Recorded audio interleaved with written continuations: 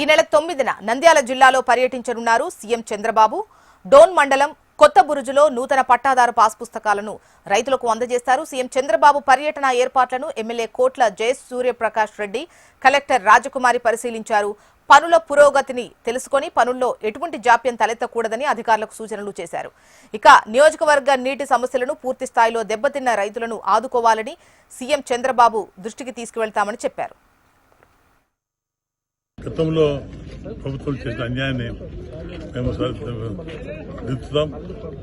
తప్పు చేశారు, రైతుల్లో ఆందోళన ఉంది, మా హక్కు పోతుంది యొక్క భయంతో ఉంటే ఎలక్షన్ ముందు మా సీఎం గారు చెప్పారు, మీ పొలం మిమ్మల్ని కాపాడుతాను, మీకు హక్కు ఇస్తా చెప్పి పాస్బుక్ మార్చి, పాత పాస్బుక్ లో అప్పుడు ముఖ్యమంత్రి ఫోటో ఉంది, రాజముద్ర ఉంది, ఇక అథెంటిక్ అనమాట.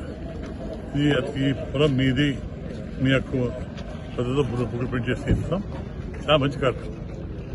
గత ప్రభుత్వంలో రైతులకు నమ్మకం పోయింది, మాస్కులు పోతున్నాయి, మమ్మల్ని కాపాడ నాది చెప్పి ఒక భయంతో ఎలక్షన్ ముందు మేము మేనిఫెస్టో పెట్టాము.